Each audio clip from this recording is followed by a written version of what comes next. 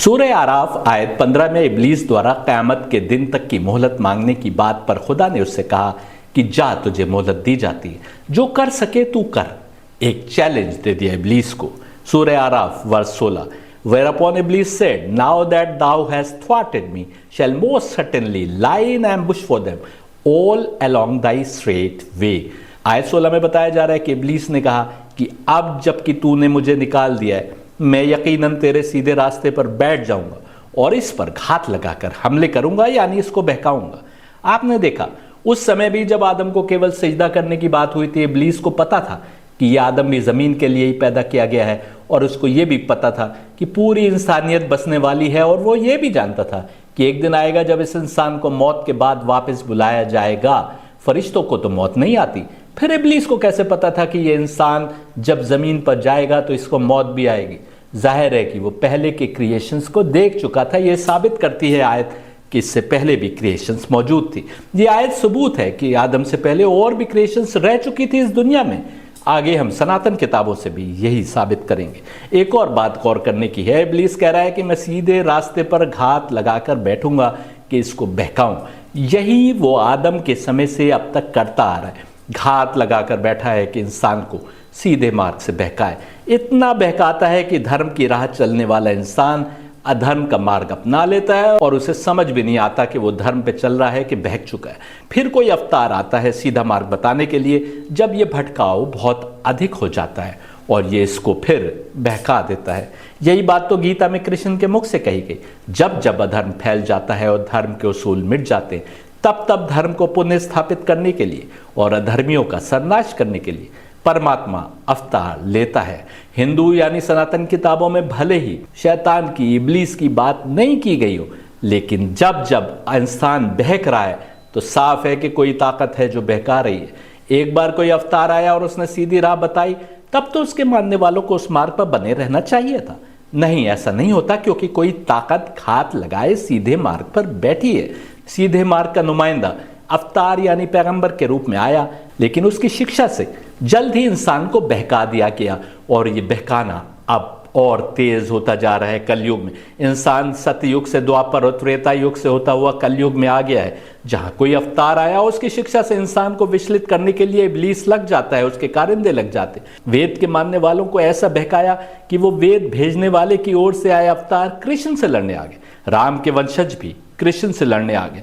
कृष्ण के मानने वालों को ऐसा बहकाया कि उन्होंने बुद्ध के मार्ग में अनेक अड़चनें पैदा कर दी।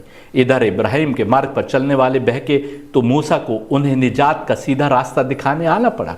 मूसा के मार्ग पर चलने वाले बहके तो ईसा आए मूसा के मानने वालों की जिंदगी में संशोधन करने, लेकिन मूसा के मानने वालों ने ईसा को अपने बीच रहने नहीं दिया।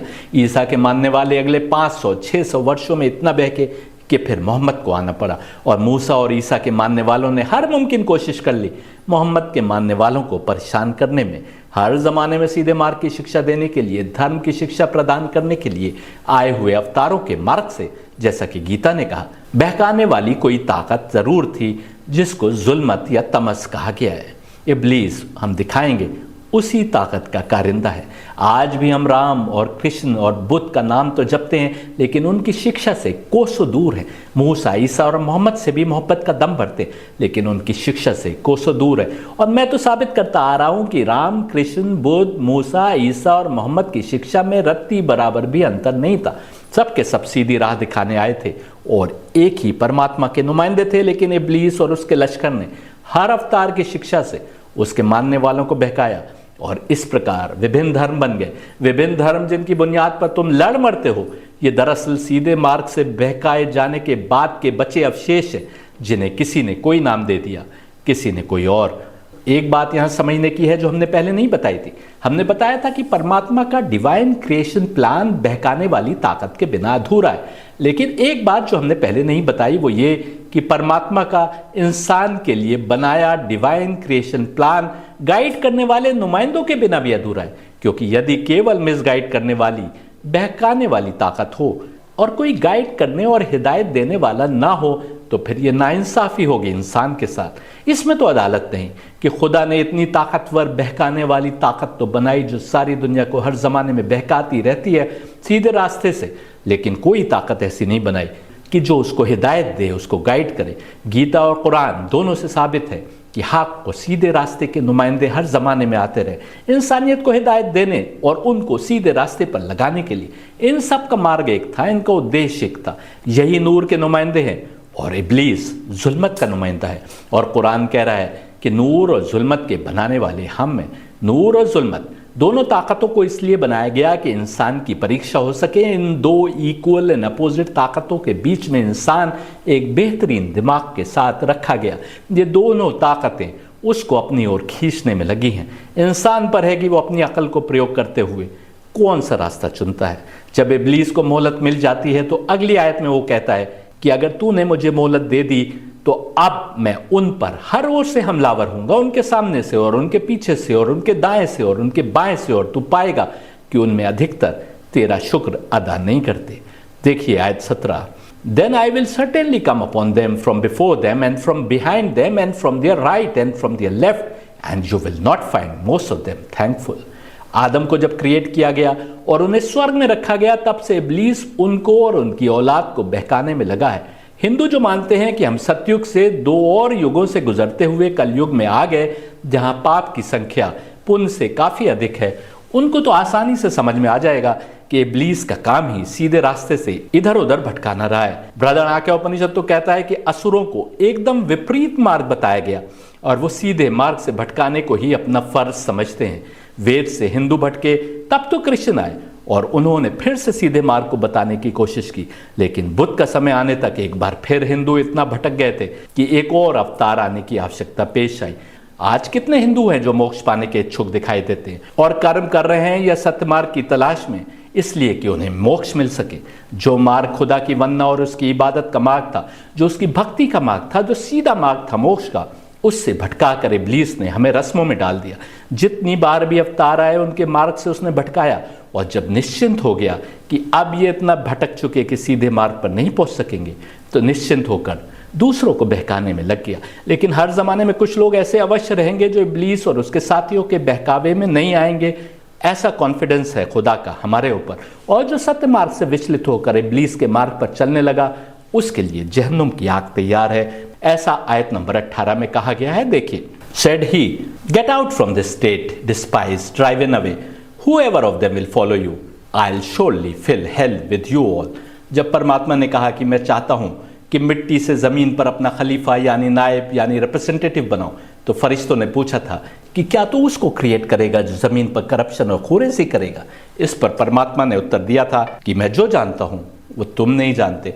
अब मिट्टी से बने शरीर में परमात्मा अपनी आत्मा यानी रूह डाल चुका था। तमाम फरिश्तों ने आदम को सजदा करने के हुक्म की तामील करते हुए आदम के आगे सजदा किया था, लेकिन इब्लीस ने नहीं किया था। रोचक बात यह है कि इस पर परमात्मा ने इब्लीस को वहां से नीचे चले जाने को कहा था, जमीन पर, जहां के लिए उसने आदम को बनाया था।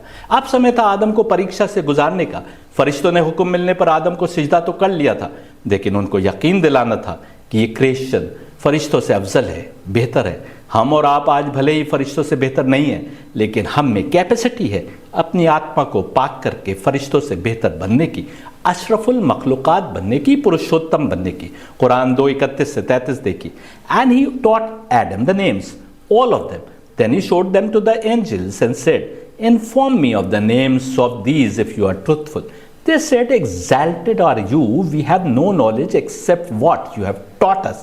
Indeed, it is you who is all-knowing, the wise. He said, O Adam, inform them of their names. And when he had informed them of their names, he said, did I not tell you that I know the unseen aspects of the heavens and the earth, and I know what you reveal and what you have concealed.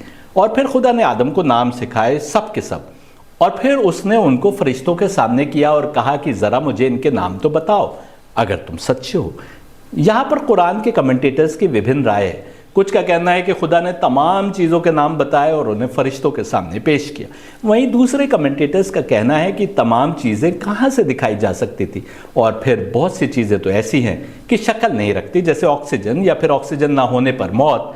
फरिश्ते जो ये जान रहे थे कि आदम ज़मीन पर खुरेजी करेगा, क्या ज़मीन पर मौजूद चीज़ों को नहीं जान रहे होंगे? अल्लाह ने अगर हर चीज़ को आदम को दिखा दिया होता तो आदम ज़मीन पर इतना परेशान थोड़ी होते।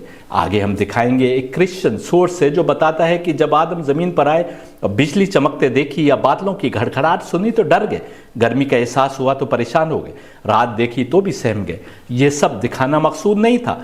इन कमेंटेटर्स का कहना है कि इन सब चीज़ों के नाम नहीं बताए गए, बल्कि अरबी में जो सीगा प्रयोग हुआ है उसका अर्थ होता है द नेम्ड वंस, वो हस्तियां जिनके नाम रखे जा चुके थे, जिनके लिए एक और स्थान पर आलीन यानी ऊंचे लोग या बड़े लोग का शब्द प्रयोग हुआ है। जब इब्लीस ने आदम के आगे नतमस्तक होने से इनकार कर दिया तो अल्लाह ने कहा था कि क्या तू आलीन में से हो गया जो सिजदा नहीं किया। ये आलीन कौन है? कुछ कमेंटेटर्स ने इसका अर्थ घमंडी लोग तक कर दिया है, लेकिन ये भूल जाते हैं कि उस समय कोई और लोग तो थे ही नहीं। दूसरे कमेंटेटर्स ने कहा कि ये उन्हीं की बात हो रही है जिनके नाम आदम को सिखाए गए थे। इन कमेंटेटर्स का कहना है कि ये डिविनिटीज की बात हो रही है, मोहम्मद और अहले बैत के नूर की बात हो रही है, जिनका नूरानी रोल आज हम भूल चुके हैं। हिंदुओं की टर्म से कहें तो ये दिव्यात्माओं की यानी देवताओं की बात हो रही। जब आपको वेद और उपनिषद से बताएंगे कि हस्तियां कौन थी तो साफ हो जाएगा जो हम कह रहे हैं। आदम को सिर्फ उन हस्तियों के नाम बताए गए थे और जब उन्हें सामने किया गया तो फरिश्ते भी नहीं बता पाए कि इनमें कौन कौन है, और उन्होंने कहा कि तेरी शान सबसे बड़ी है, हमें कोई ज्ञान नहीं है सिवाय उसके जो तूने हमें सिखाया। आदम के सामने भी उन हस्तियों को लाया गया तो आदम ने सबको नाम के साथ पहचान लिया। यह आदम की पहली परीक्षा थी। खुदा ने कहा कि क्या मैंने तुमसे नहीं कहा था कि मैं स्वर्ग और जमीन की तमाम ना दिखने वाली बातों की भी जानकारी रखता हूँ। मैं वो जानता हूँ जो तुम सामने करते हो और वो भी जो तुम छिपाते हो। आदम को क्रिएट तो जमीन के लिए किया गया था, लेकिन अभी उन्हें कुछ दिन स्वर्ग में रहकर ज्ञान देना आवश्यक था। उनको दिया गया पहला ज्ञान इन हस्तियों को उनके सामने रखना था, जो गाइडेंस की शक्ति है, जो जमीन पर अवतार के रूप में आकर इंसान को सत्य मार्ग दिखाएंगी। आप खुदा ने उनसे कहा कि अपनी पत्नी के साथ स्वर्ग में रहो और वहां जहां से और जो जो कुछ चाहो, जिसकी बहुतात है, सब खाओ, बस इस पेड़ के करीब ना जाना कि तुम गुनाह करने वालों में से हो जाओगे। देखिए 2:35, And we said, O Adam, dwell you and your wife in paradise, and eat therefrom in ease and abundance from wherever you will. But do not approach this tree, lest you be among the wrongdoers. दुनिया में अल्लाह की ओर से आए पैगंबरों या अवतारों ने अनेक dos and don'ts बताए। इस पर कई लोग सवाल करते हैं कि अल्लाह ने क्यों इतने कानून बताए। लोग तो यहाँ तक कहते हैं कि शराब पीने पर क्यों रोक लगाई गई, जबकि अनेक डॉक्टरों का कहना है कि लिमिटेड क्वांटिटी में शराब पी जाए तो सेहत के लिए फायदेमंद है। जिन चीज़ों में भी कोई बुराई नहीं दिखाई देती उन पर सवाल करते हैं कि क्यों उन पर पाबंदी लगाई गई। कुरान एक और स्थान पर कह रहा है कि हमने विभिन्न इलाकों में विभिन्न रास्ते बताए कि देखें कि तुम उस पर चलते हो कि नहीं। दुनिया में यदि बहुत सी बातों से रोका गया तो वो परीक्षा की खातिर, यही तो तुम्हारा इम्तिहान है कि देखा जा सके कि तुम पास होते हो कि नहीं। तुम उसको अपना रब मानते हो तो हर बात को आग बंद करके मानोगे जिस पर तुम्हें यकीन है कि तुम्हारे रब की ओर से है, और हर उस काम से परहेज करोगे जिस पर तुमको यकीन है कि तुम्हारे रब ने मना किया है। अब रब की याद में जो जो भी कार्य करोगे, आत्मा यानी रूह बेहतरी की ओर बढ़ती जाएगी। सिजदा गैर खुदा का करने का हुक्म यदि खुदा दे तो वो भी करना है, और एक आम से दिखने वाले पेड़ के फल को खाने से रोके तो उस पर भी अमल करना है। आप पूछ सकते हैं कि जब आदम को जमीन के लिए खलीफा बनाया गया था तो फिर पहले जन्नत में क्यों रखा गया? इसलिए कि आदम को जमीन पर भेजने से पहले उनकी ट्रेनिंग पूरी करनी थी। आदम को नूर के नुमाइंदे आलीन की शक्ल में दिखा दिए गए थे। ये वो नूरानी हस्तियां थी जो अल्लाह की खिलकत को हिदायत देने का काम करती थी। अल्लाह ने कुरान में कहा कि मैं नूर और जुल्मत का खालिक हूँ। जाहिर है कि नूर से मुराद दिन या रोशनी या उजाला नहीं है, नूर से मुराद है हिदायत। पैगंबर, अंतिम पैगंबर खुद कई बार कहते नजर आते हैं कि मेरा नूर आदम से कई हजार साल पहले क्रिएट हुआ था। अब यदि हिदायत देने वाली हस्तियों को दिखा दिया गया था तो इसके विपरीत गुमराह करने वाली भी एक ताकत थी जिसको आदम अभी तक नहीं पहचाने थे। जब तक आदम इस ताकत को भी नहीं पहचान लेते, दुनिया में उनको जो इम्तिहान यानी परीक्षा देनी थी उसकी शिक्षा भी अधूरी थी। यही कारण है कि आदम को बताया गया कि यह हकीकत में तुम्हारा और तुम्हारी पत्नी का दुश्मन है। फिर ऐसा ना हो कि यह तुम्हें स्वर्ग से बाहर कर दे कि तुम परेशानी में फंस जाओ। 20:117 देखिए, so we said, O Adam, indeed this is an enemy to you and to your wife, then let him not remove you from paradise so you would suffer. लेकिन इसके बावजूद आदम और उसकी पत्नी इस विपरीत ताकत की चालों का शिकार हो गए। देखिए कुरान की आयत 7वें चैप्टर की 20 से 23वीं आयत।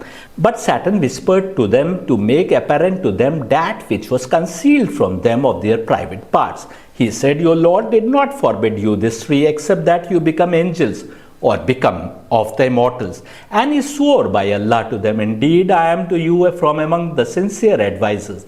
So he made them fall through deception. And when they tasted of the tree, their private parts became apparent to them, and they began to fasten together over themselves from the leaves of paradise. And their Lord called to them, Did I not forbid you from that tree, and tell you that Satan is to you a clear enemy? After eating from the tree, Adam and Eve became ashamed and deeply regretted their actions. They acknowledged their errors and sought mercy, repenting sincerely. लेकिन शैतान यानी Satan ने उनके कान में फुसफुसाया ताकि उनके private parts जो अब तक छिपे हुए थे वो उजागर हो जाए। उसने कहा कि तुम्हारे रब ने तुमको इस पेड़ के करीब जाने से इसलिए मना किया है कि कहीं तुम फरिश्ते ना हो जाओ या तुम इमॉर्टल में से ना हो जाओ। इमॉर्टल यानी जिसको कभी मौत नहीं आएगी, यानी जो अमर है। कुरान में बात इतनी साफ साफ नहीं है। क्यों मलक यानी फरिश्तों की भी बात हुई है और हमेशा रहने वालों की भी बात हुई है। अगर फरिश्तों की बात हो गई थी तो और के साथ हमेशा रहने वाले कौन हैं? बीच में और का लफ्ज बताता है कि ये हस्तियां मलक यानी फरिश्तों से जुदा हैं।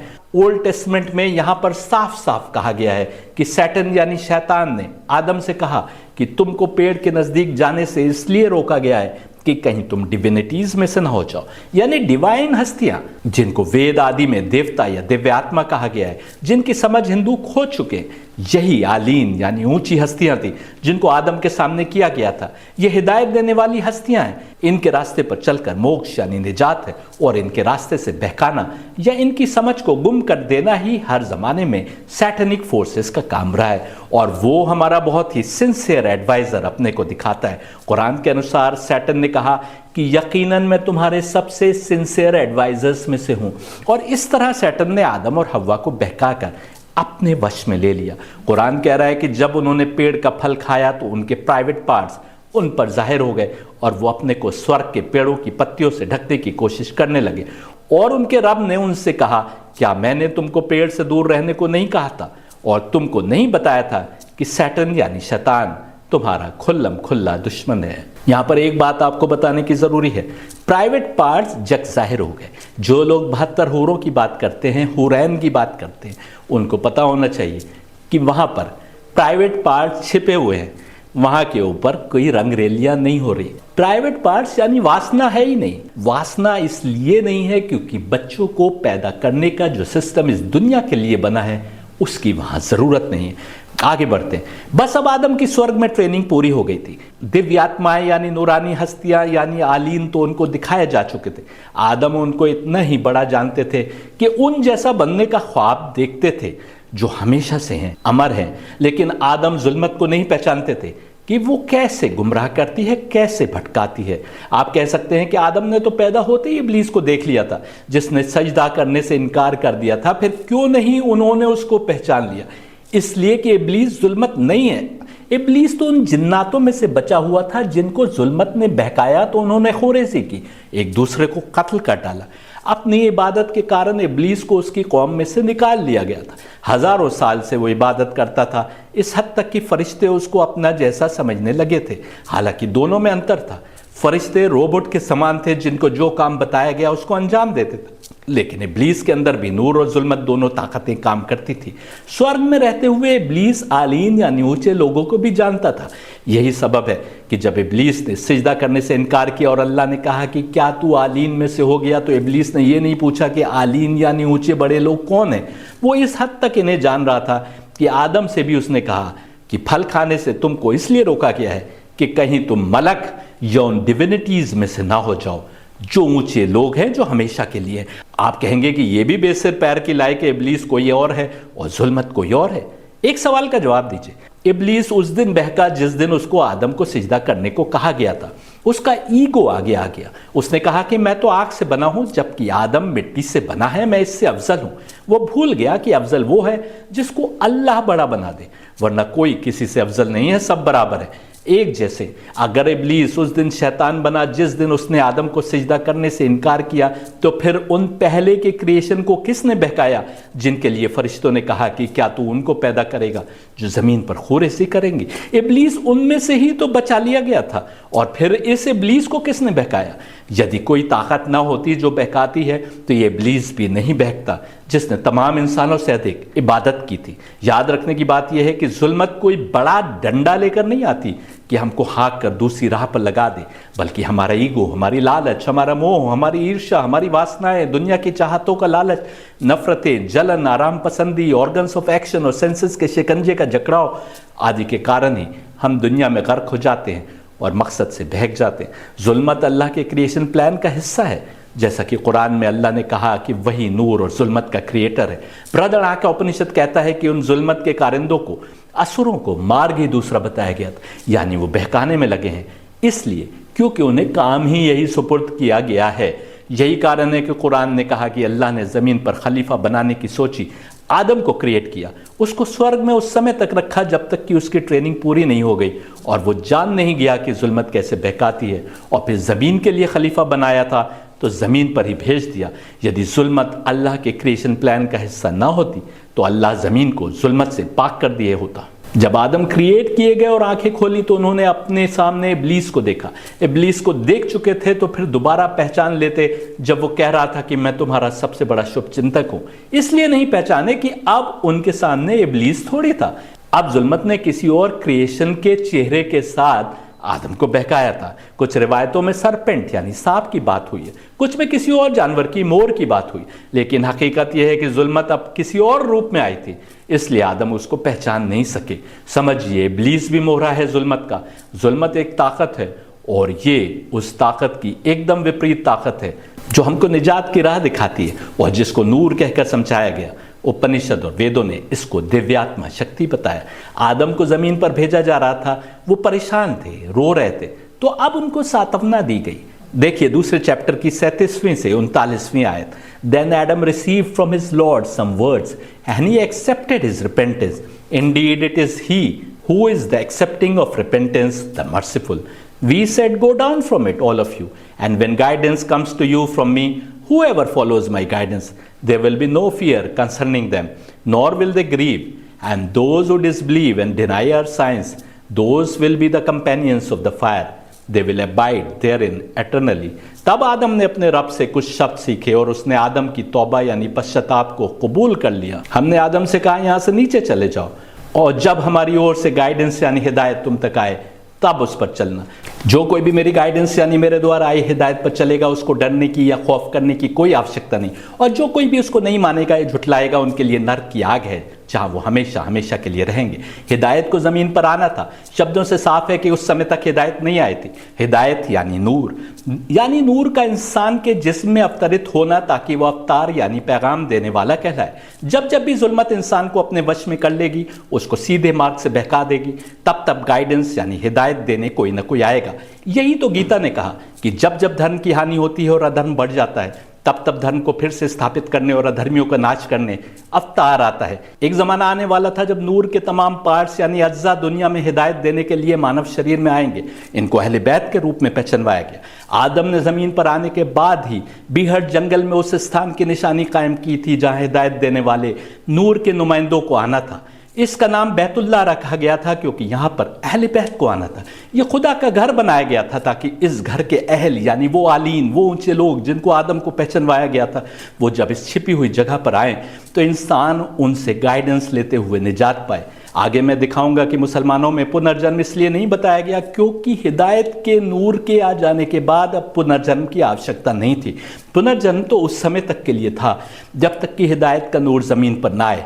जैसा कि अल्लाह कुरान में कह रहा है कि जब मेरी गाइडेंस तुम्हारे बीच आए तो जो उसका अनुसरण करेगा, उसको फॉलो करेगा, उसके लिए स्वर्ग है, और जो उसको नहीं मानेगा या झुटला देगा उसके लिए हमेशा के लिए जहन्नुम की आग है।